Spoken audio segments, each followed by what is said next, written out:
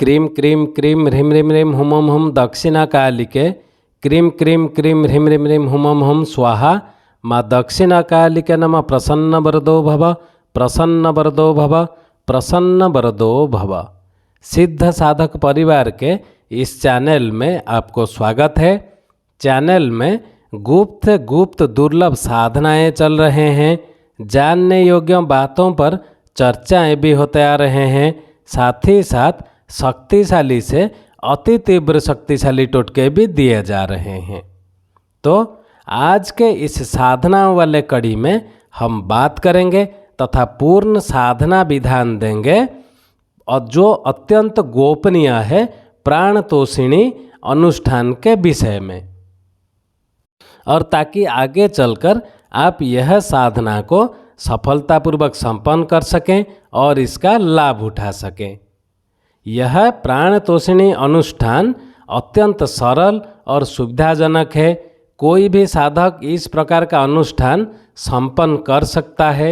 जनवरी के पहले दिन जब नया वर्ष प्रारंभ होता है तब भी इस अनुष्ठान को संपन्न कर सकते हैं, और आगे चलकर भी जब नया विक्रमी संवत जो 22/3/2023 को प्रारंभ होता है तब भी आप इस अनुष्ठान को दूसरी बार भी संपन्न कर सकते हैं, या कोई एक अच्छा सा मुहूर्त देखकर आप इस प्रयोग को संपन्न कर सकते हैं।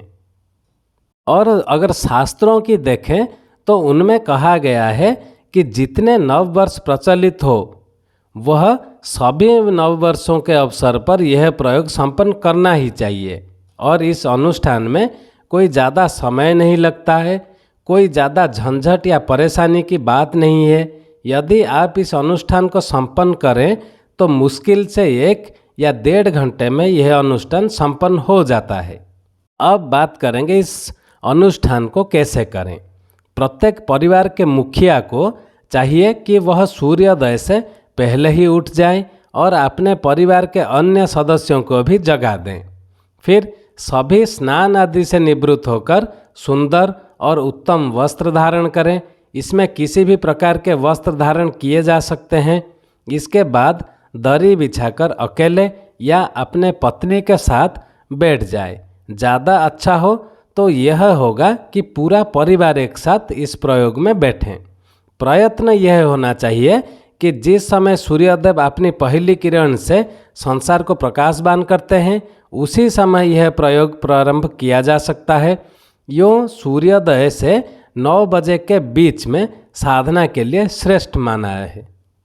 अब इसके बाद सामने जल पात्र, केसर, नारियल, पुष्प, फल और प्रसाद पहले से ही मंगवा कर रख लेने चाहिए। साथ ही साथ आप सिद्ध साधक परिवार से रक्षात्मक प्राण तोषिणी माला भी अपने सामने किसी पात्र मंगाकर किसी पात्र में रख दें। यह प्राण तोषिणी माला विशेष मंत्रों से गूंथी हुई होती है और अपने आप में अत्यंत महत्वपूर्ण माला कही जाती है।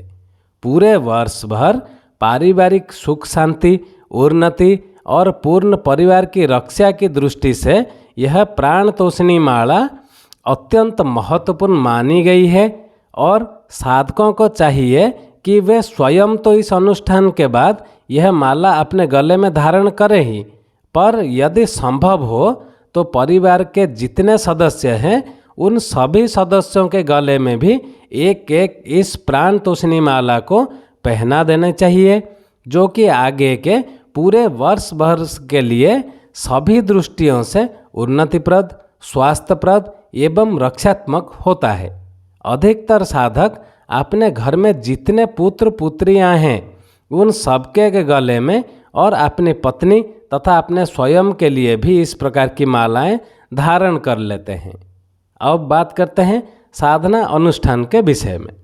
सबसे पहले साधक अपने सामने किसी पात्र में केसर से स्वस्तिक का निशान बनाकर उस पर गणपति जी को स्थापित करें और उसके बाद स्वयं के ललाट पर और परिवार के सभी सदस्यों के ललाट पर केसर से तिलक बनाएं और साथ ही गणपति जी के सामने घृत का दीपक और सुगंधित अगरबत्ती लगा दें। यदि संभव हो तो दीपक में थोड़ा इत्र भी मिलाकर दीपक जलाएं। इसके बाद सामने एक चावलों की ढेरी बनाकर उस पर एक कलश स्थापन करें और उसमें दूसरे पात्र से थोड़ा थोड़ा जल लेकर जो सूर्य और चंद्र कलाओं का उच्चारण हम करने जा रहे हैं, उस सूर्य और चंद्रमा के कलाओं का उच्चारण करते हुए थोड़ा थोड़ा जल मूल कलश में डालें। अब चंद्र कलाएँ कौन कौन हैं? अमृता, मानदा, पूषा, तुष्टि, पुष्टि, रति, ध्रुति, शशिनी, चंद्रिका, कांति, ज्योत्सना, श्री, प्रीति, अगना, पूर्जा, पूर्णामृता। चंद्र कलाओं में इन्हीं शब्दों का नाम लेते हुए थोड़ा थोड़ा जल मूल कलश में डालें। अब सूर्य कलाएं का नाम लेकर भी थोड़ा थोड़ा जल लेकर मूल कलश में डालें। अब सूर्य कलाएं हैं तपिनी, तापिनी, धूम्रा, मारीची, ज्वालिनी, ऋचि, सुषुम्ना, भोगदा, विश्वा, बोधिनी, धारिणी और क्षमा। फिर कलश में सूर्य और चंद्र कलाओं से युक्त जो जल है उस कलश पर बड़ या पीपल के 5 पत्ते रखकर उसके ऊपर नारियल रखें और हाथ जोड़कर भगवती प्राण तोषिणी जी का ध्यान करें। अब ध्यान के पश्चात नारियल हटाकर उस जल से अपने परिवार के सभी सदस्यों का अभिषेक करें। अभिषेक का तात्पर्य ये वो सूर्य और चंद्र कलाओं से युक्त अमृतमय जल का 3-3 आचमनी जल घर के सभी सदस्य पिएं, जिससे कि आंतरिक शुद्धि हो सके और उस जल को सभी सदस्यों के शरीर पर भी छिड़कें, जिससे कि उनका सारा शरीर दिव्य, तेजस्विता युक्त एवं रक्षात्मक बन सके। अब इसके पश्चात कलश को वापस अपने स्थान पर रख दें और एक तरफ छोटे से पात्र में अपनी कुल देवी या अपने इष्ट जी को स्थापित करें। यहाँ कुल देवी या इष्ट से तात्पर्य आप और आपका परिवार जिस देवता को या जिस देवी को मानते हैं या जिस परंपरा से जिस देवी की पूजा आपके घर में होता है, उस देवी को या इष्ट जी को स्थापित कर उनका संक्षिप्त पूजन करें, उनके ऊपर कुमकुम केसर लगाएं, पुष्प समर्पित करें और प्रसाद चढ़ावें। फिर दूसरी तरफ एक अलग पात्र में चावलों की ढेरी बनाकर उस पर सुपारी रख दें। उसके बाद कुंडलिनी को आप स्थापित करें। कुंडलिनी भी आपको सिद्ध साधक परिवार में मिल जाएंगे। कुंडलिनी को स्थापित करें। कुल कुंडलिनी का तात्पर्य शरीर के अंदर स्थित सभी 7 चक्र, मूलाधार चक्र, स्वाधिष्ठान चक्र, मणिपुर चक्र, अनाहत चक्र, विशुद्ध चक्र, आज्ञा चक्र एवं सहस्रार चक्र का जागरण हो सके और इस प्रकार से इस वर्ष में ही हम अपने इष्ट के साक्षात दर्शन कर सकें, यह पूरा वर्ष मंगलमय हो सकें और इस वर्ष में हमारी जो भी इच्छाएं हों वे पूरी हो सकें। इसीलिए इस कुल कुंडलिनी की स्थापना होता है। अब स्थापना करने के बाद उन पर कुमकुम, केसर, अक्षत, पुष्प समर्पित करें और फिर हाथ जोड़कर उनकी स्तुति करें। जो कुंडलिनी स्तुति होता है वो ऐसे होता है: ओम नमस्ते देवे देवेशी योगी स प्राणवल्लभे सिद्धिदे वरदे मातः स्वंभू लिंगवेष्टिते ओम प्रसुप्त भुजंगाकारे सर्वथा कारण प्रिये काम कलाविनिते देवी ममाभीष्टम कुरुस्व च ओम असारे घोर संसारे भव रोगात्कुलेश्वरी सर्वदा रक्षा माम देवी जन्म संसार सागरात। और इसके पश्चात साधक अपने सामने जहाँ से आप और आपके परिवार गुरु दीक्षा लिए हों, आप अपने गुरुदेव जी का चित्र को किसी पात्र में स्थापित करें।